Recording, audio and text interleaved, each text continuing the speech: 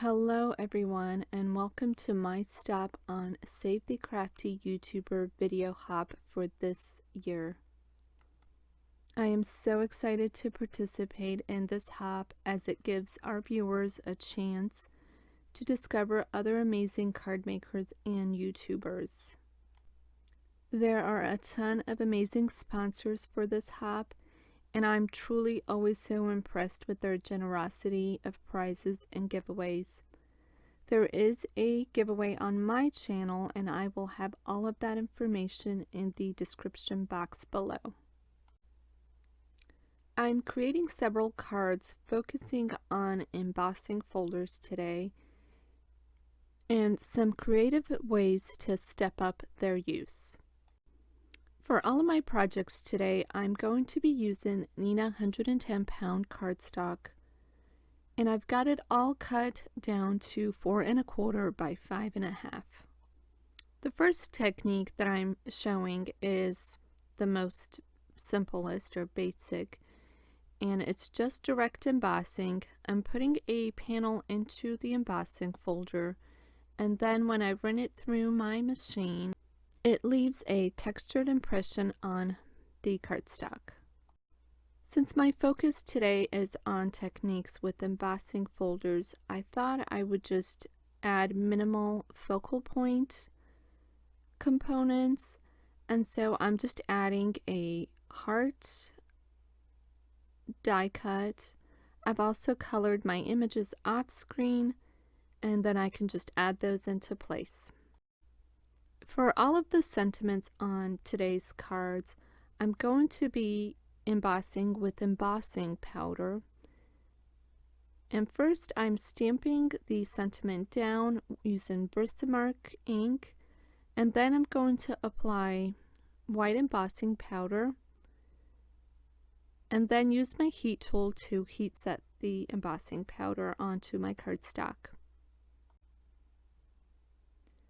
Now typically I add my card panels to my card bases using liquid adhesive, but for today's project I'm using some really strong double-sided adhesive to add those panels to a card base because it gives those panels just a little bit more grip, if that makes sense. Anyway, to complete this card, I'm using a heart that I've die cut out of some pink cardstock that I will use liquid adhesive and add it to the center of my card. And then I will add my little elephant using foam tape. And I'm gonna align my sentiment strip using my T-square ruler to make sure it's lined up straight, and then I'm adding some liquid adhesive to the back of my elephant that is popped up on foam squares, just so I have a moment or two of wiggle room to align him straight, and that will complete the first card.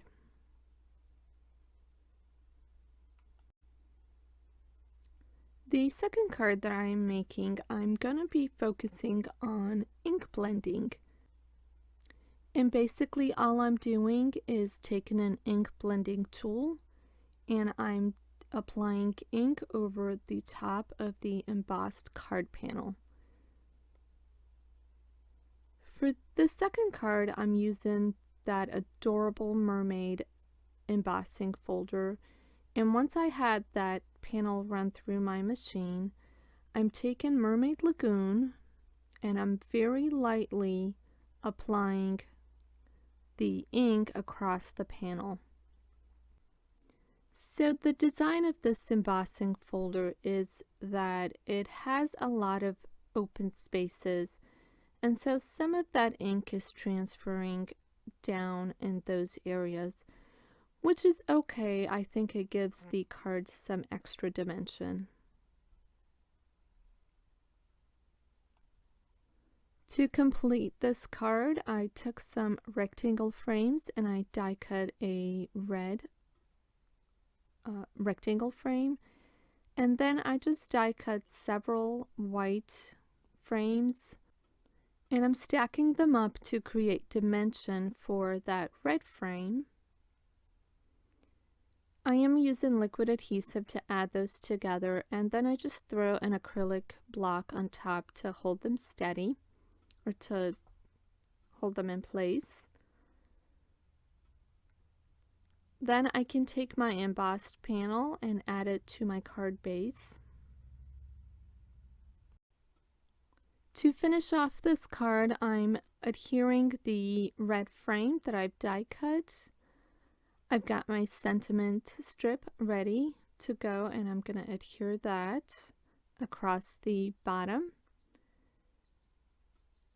And then I have my little image that I've colored and cut off screen, and I've got it popped up on some cardstock, not even foam, but it's just cardstock that I've layered up to create dimension. And then I can pop that right into place inside that frame, and that completes that second card.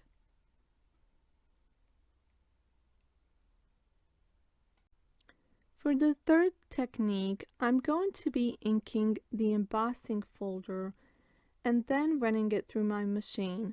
This will create an imprint of the ink onto the panel.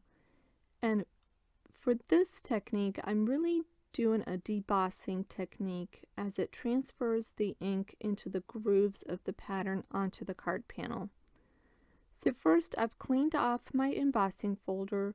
Then I'm very lightly adding ink to the side of the embossing folder that has the raised edges. Once I feel like there's enough ink, I'm going to take a panel of white cardstock, and very carefully I will close the folder and run it through my machine.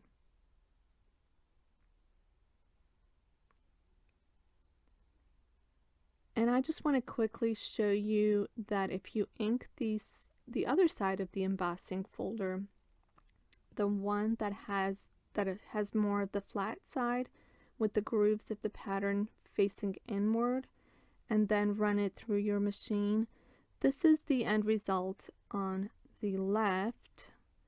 And then the one on the right is the first one that I did, the deboss technique.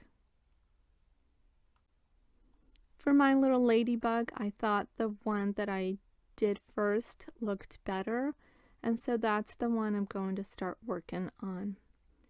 I did cut this panel down slightly, and I'm adhering it to the top of a black card base.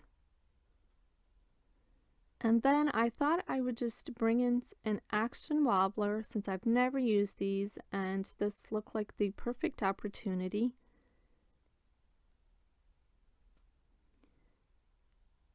And honestly, I don't know if I peeled up the right side or not.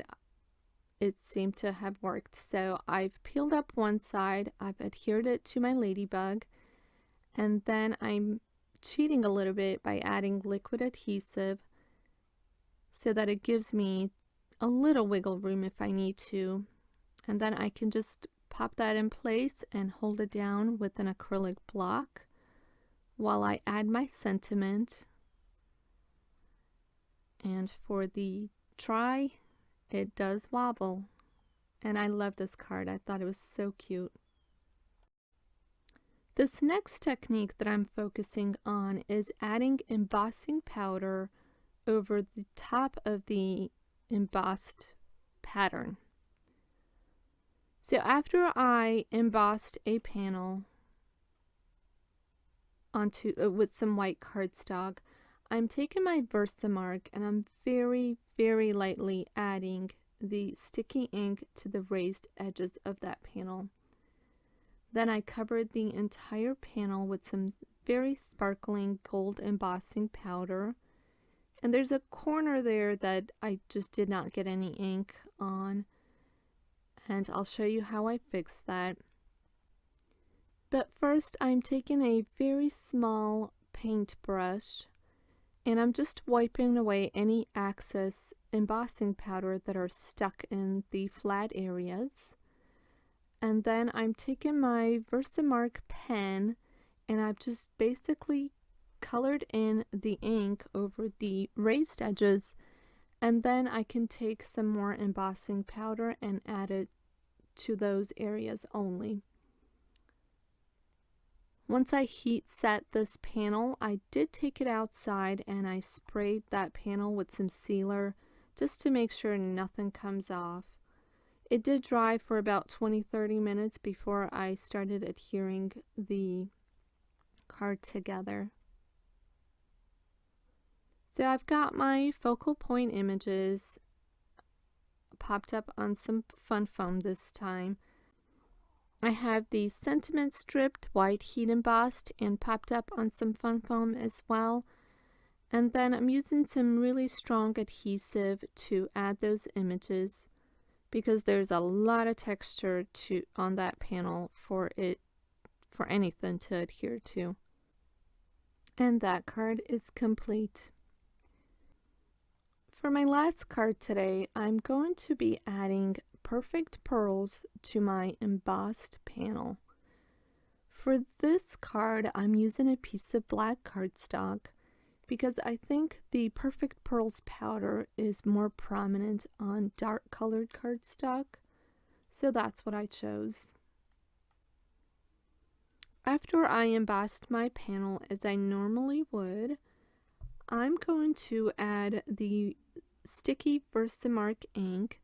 This time I'm going to try applying it with a brayer.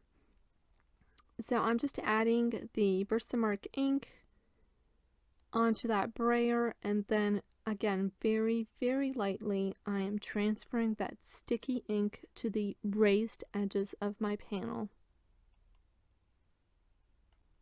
I go over the area several times just to make sure I have enough of the Versamark on there, and then I'm taking one of the small brushes and dipping that into the powder and then just transferring that to the embossed areas.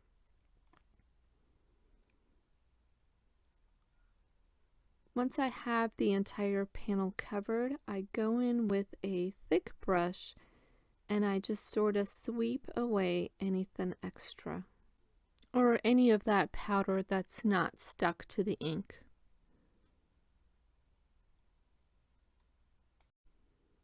I kind of wanted to create a two-tone look for this panel, so I just went over it again with the brayer, and then I'm adding a different color of perfect pearls powder to certain areas. And again, same thing, I'm applying it right on top, and then I'm using a thick brush to clear off any excess. Now for me, I found that some of the powder was still transferring to my hand from that panel, even after I set it with a fine mist of water. So I just took it outside and I sprayed it with the same sealant I used earlier and let it dry before I began adhering all of the components together. I've got my images all colored and cut, and then I'm just adding them in place with some foam squares and liquid adhesive. I hope you enjoyed this video and found some helpful tips along the way.